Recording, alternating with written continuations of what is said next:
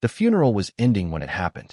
300 people in dress uniforms and dark suits watched as the honor guard folded the flag with mechanical precision.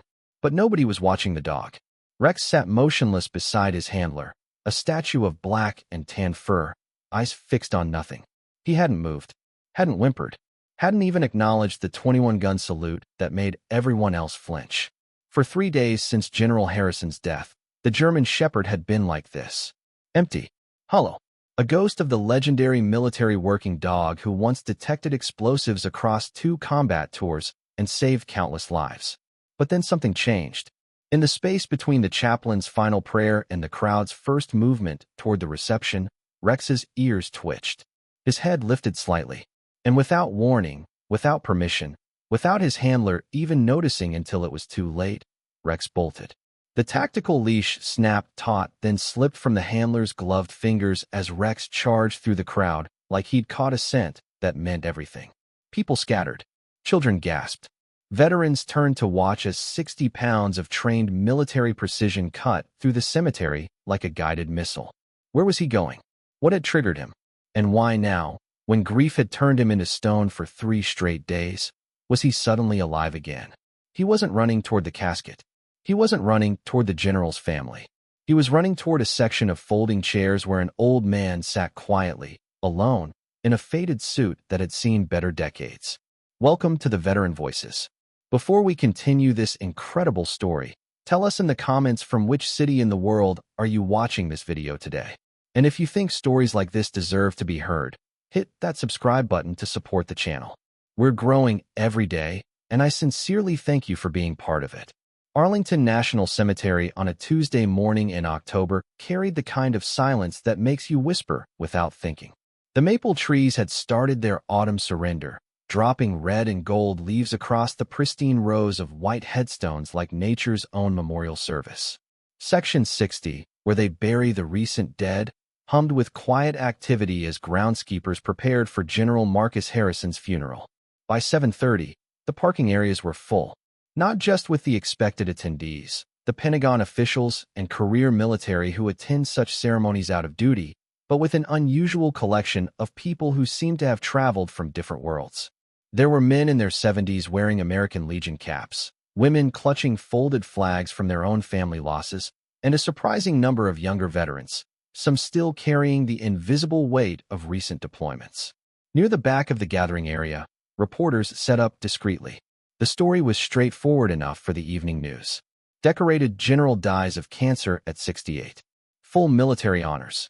Another chapter in America's long book of service and sacrifice. But something about this funeral felt different, though nobody could quite name what. The general's family arrived in black cars that moved with the careful precision of official vehicles.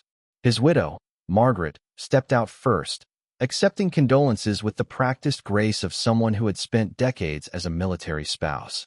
Their 2 adult children followed, both in uniform, both carrying themselves with the stiff-backed dignity that comes from growing up in the shadow of command. But it was the 3rd car that drew the most attention. The handlers emerged first, 2 young soldiers in dress blues.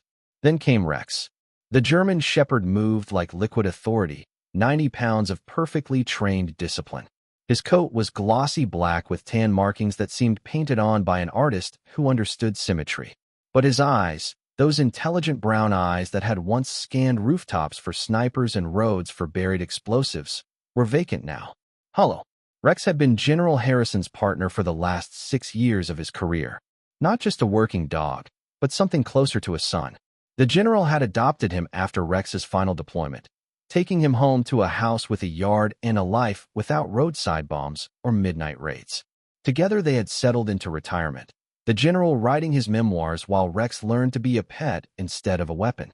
The transformation had been remarkable. Rex had learned to fetch tennis balls instead of detecting tripwires. He had discovered the simple pleasure of sleeping on a couch instead of remaining alert for enemy movement. Most importantly, he had learned to trust that his next meal would come without having to survive another day of war.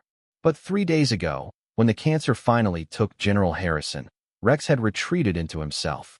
He wouldn't eat, wouldn't play, wouldn't respond to commands or comfort. The veterinarian called it grief. The handlers called it loyalty.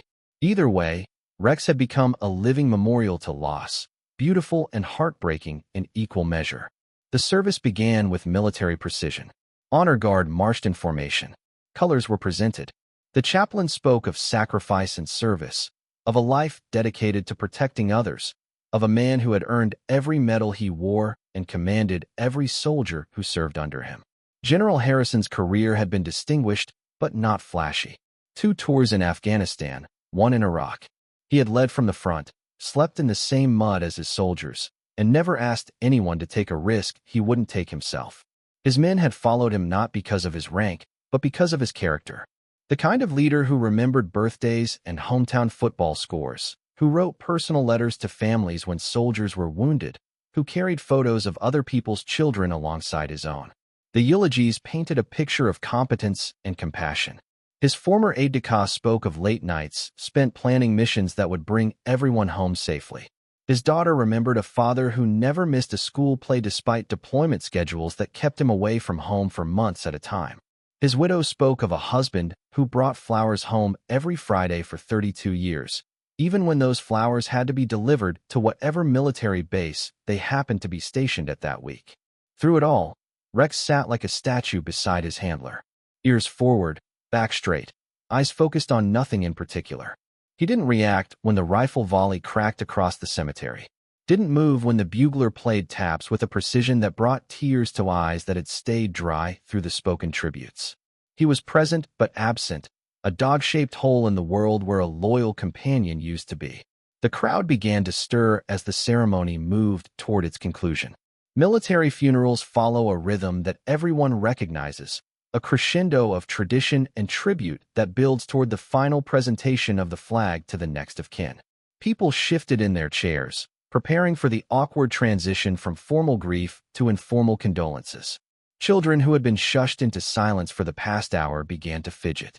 Even the honor guard allowed themselves to relax slightly, their part in the performance nearly complete. But in the middle section of folding chairs, an old man sat perfectly still. He wore a suit that had been expensive once, but showed the careful maintenance of someone who only wore it to funerals. His hair was white and thin, combed back in a style that belonged to an earlier generation. His hands, folded in his lap, showed the permanent stains and calluses of someone who had worked with them his entire life. Nobody was looking at him. Nobody knew his name. He hadn't signed the guest book or approached the family to offer condolences. He had simply arrived early, taken a seat in the middle of the crowd, and sat quietly through the service like someone who belonged there but preferred not to be noticed. His name was Thomas Murphy. Sergeant First Class Murphy to the young soldiers who had served under him 20 years earlier. But today he was just an old man in a crowd, invisible in the way that old soldiers often become when the uniform comes off and civilian life swallows them whole. Murphy had driven 4 hours to be here. He had taken time off from his job at the hardware store, something he rarely did. He had pressed his one good suit and polished shoes that pinched his feet after too many years of work boots.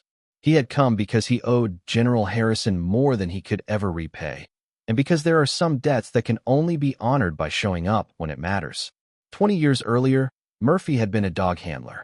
Not just any dog handler, but one of the best. He had a gift for understanding how military working dogs thought, how they learned, how they bonded. He could take a 6-month-old German Shepherd puppy and turn it into a weapon detection system that could save lives in the deadliest places on Earth. Rex had been one of his dogs. Not the first, not the last, but special in the way that some partnerships transcend training and become something deeper. Murphy had spent 18 months with Rex, teaching him to detect explosives, to track human scent, to work in chaos without losing focus. More than that, he had taught Rex to love the work, to find joy in success, to trust his handler completely. But military working dogs don't belong to their trainers. They belong to the mission. When Rex's training was complete, he had been assigned to Lieutenant Colonel Harrison's unit for deployment to Afghanistan. Murphy had handed over the leash, filed his final report, and moved on to training the next dog. That was the job. That was how it worked. He had followed Rex's career from a distance, the way you might follow a former student who had gone on to do great things. Rex had excelled in Afghanistan, detecting dozens of roadside bombs, saving countless lives. He had been wounded once, shrapnel in his left rear leg, but had returned to duty after treatment. He had served with distinction, earning commendations that would have made Murphy proud if he had been allowed to claim any credit for the dog's success. When Rex retired, Murphy had hoped to adopt him. It was common practice for handlers to take their former partners home when the military was done with them. But Rex had already found a home with General Harrison, who had fallen in love with the dog during their deployment together. Murphy had been disappointed, but not surprised. General Harrison had earned the right to keep Rex, and Rex had clearly bonded with him in the way that working dogs sometimes do with their operational handlers. So Murphy had remained a distant observer, hearing occasional updates through the informal network of dog handlers who kept track of their former partners. Rex was doing well. Rex had adapted to civilian life. Rex was happy. That was enough. That had to be enough. Until 3 days ago, when Murphy had seen the obituary in the paper. General Harrison, dead at 68, survived by his wife, his children, and his loyal companion Rex. The funeral would be at Arlington National Cemetery with full military honors. Murphy had closed the hardware store early that day, gone home, and pulled his suit from the closet. He wasn't sure why he needed to be there. Rex wouldn't remember him. It had been too long, and dogs don't carry the same kind of long-term memory that humans do. But something deeper than logic told him he needed to pay his respects, not just to General Harrison, but to the dog he had trained, the partner he had loved, the living reminder of a time when his life had meant something more than selling screws and paint to weekend warriors. The ceremony was winding down now. The honor guard had completed their duties. The chaplain was offering final words of comfort to the family. In a few minutes, people would begin to leave, filing past the casket in a final gesture of respect before making their way to cars and back to lives that would continue without General Harrison in them. Rex remained motionless beside his handler, a beautiful statue of grief and loyalty. He hadn't moved during the entire service, hadn't acknowledged anyone or anything. The veterinarian had warned that this might happen. Military working dogs form bonds that civilians don't understand. When those bonds are broken by death, the dogs sometimes retreat so far into themselves that they never fully return. But then something changed. So subtly that most people missed it, Rex's ears moved. Just a twitch, barely perceptible. His head lifted slightly, nose testing the air. His eyes, vacant for 3 days, suddenly focused on something. Murphy felt it too. A familiar stirring, a recognition that moved through him like electricity. He had been watching Rex throughout the service, remembering the puppy he had trained, wondering if any trace of their bond remained. Now he felt something shift in the air between them, some invisible thread that connected past to present. Rex stood up, not the slow, careful movement of an old dog reluctant to disturb a formal ceremony, but the sudden, decisive motion of an animal who had caught a scent that meant everything.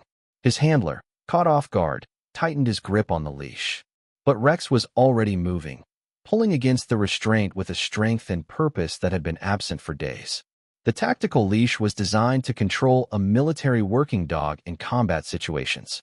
It was strong enough to handle a 90-pound German Shepherd in full pursuit of a target. But it wasn't designed to handle the sudden, explosive movement of a dog who had just remembered who he used to be. Rex lunged forward, and the leash slipped from the handler's surprised fingers like water through a net. For a moment, the young soldier stared at his empty hands, unable to process what had just happened.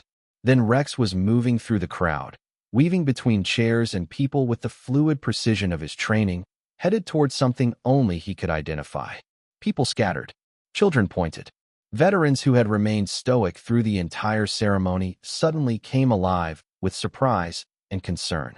Where was the dog going? What had triggered this sudden burst of energy?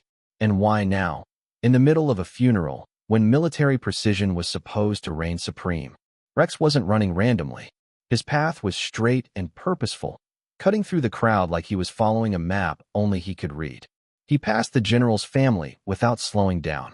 He ignored the honor guard, the other handlers, the officials who called his name in sharp, commanding voices. He was running toward the middle section of chairs, toward an old man in a faded suit who had been sitting quietly throughout the entire service. Toward Thomas Murphy, who hadn't moved or spoken or drawn attention to Nga in any way. But Rex knew. Even after 20 years, even through the haze of grief and loss, Rex remembered the man who had taught him to be a soldier. The man who had spent 18 months showing him how to detect danger, how to save lives, how to find joy in work that mattered. The man who had been his first real handler, his first teacher, his first love. 20 feet away from Murphy, Rex slowed to a trot. 10 feet away, he shifted into the perfect heel position that Murphy had drilled into him as a puppy. 5 feet away, he came to a complete stop and sat down in textbook military position. Straight back, head high, eyes forward. The same position Murphy had taught him 20 years earlier. The crowd fell silent. Even the children stopped fidgeting. 300 people watched as Rex, who hadn't responded to anyone or anything since General Harrison's death, suddenly came alive in the presence of an old man most of them had never noticed. Murphy didn't move immediately. He stared down at Rex, who stared back with eyes that were no longer vacant, but bright with recognition and something that looked almost like relief. Slowly, carefully, Murphy reached down and placed his hand on Rex's head. Rex leaned into the touch, tail wagging slightly for the first time in 3 days. Not the enthusiastic tail wagging of a pet excited to see its owner, but the controlled, dignified movement of a military working dog acknowledging his handler.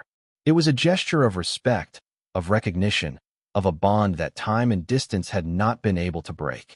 General Harrison's widow was the first to understand. She had seen her husband work with military dogs throughout his career. She knew the relationship between handler and animal was something special, something that transcended normal human-pet dynamics. She recognized the body language, the mutual respect, the way Rex had transformed from grieving animal to disciplined soldier in the space of a few seconds. She rose from her chair and walked toward Murphy, her children following behind her. The crowd parted to let her through, sensing that something important was happening even if they didn't fully understand what. "You trained him," she said to Murphy. It wasn't a question. Murphy nodded, his hand still resting on Rex's head. 20 years ago. He was just a puppy then. He remembers you. Apparently so. Margaret Harrison knelt down beside Rex, who acknowledged her presence but didn't move away from Murphy. For the first time since her husband's death, she smiled. Marcus talked about Rex's first handlers sometimes. He said whoever trained him had done something special. Rex was different from the other dogs, more intuitive, more connected to his work. Murphy felt his throat tighten. He was always special. Smart as hell and brave as they come. I just taught him how to use what he already had. Would you like to come to the reception? I think there are some people who would like to meet you. Murphy looked down at Rex, who was still sitting in perfect military position, but had somehow managed to inch closer to Murphy's legs. The old soldier's instincts warred with civilian awkwardness. He hadn't come here to be noticed or honored. He had come to pay his respects and slip away unnoticed. But Rex made the decision for him. The dog stood up, moved to Murphy's left side, and sat down again in heel position. It was a gesture of claiming, of belonging. Rex had chosen his place, and his place was beside the man who had taught him to be a soldier. The crowd began to disperse, but slowly, reluctantly. People wanted to see what would happen next. Veterans who understood the significance of the moment lingered near their chairs. Reporters, sensing a human interest story, began to edge closer with cameras and questions. Murphy ignored them all. His attention was focused entirely on Rex, who was looking up at him with the same intense focus he had shown as a puppy learning to detect explosives. The same trust, the same willingness to follow wherever Murphy might lead. "What do you say, old boy?" Murphy asked quietly. "Ready to go home?" Rex's tail wagged once, a single, definitive movement that everyone within 50 feet could interpret. Yes, home. With Murphy, where he belonged. Margaret Harrison reached into her purse and pulled out Rex's leash, collar, and papers. She handed them to Murphy without hesitation. "Marcus would have wanted this," she said. He loved Rex, but he knew Rex's first loyalty was always to his handler. He used to say that military dogs never really retire, they just wait for their real handler to claim them. Murphy's hands shook slightly as he took the paperwork. He hadn't expected this, hadn't dared to hope for it. But Rex had chosen, and that choice had made everything else possible. He clipped the leash to Rex's collar, more for form than function. Rex wasn't going anywhere without him now. They had found each other again across 20 years in a crowded cemetery, guided by a bond that death and time had not been able to break. As they walked away from the ceremony together, Rex maintaining perfect heel position beside Murphy's left leg, people began to understand what they had witnessed. Not just a dog recognizing an old friend, but something deeper.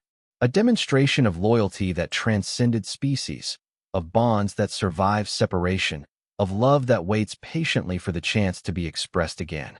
The funeral was over, but the real story was just beginning. Rex had grieved for General Harrison in the only way he knew how, by shutting down and withdrawing from a world that no longer made sense. But in recognizing Murphy, he had found his way back to himself, back to purpose, back to belonging. They would go home together, the old soldier and the retired military working dog.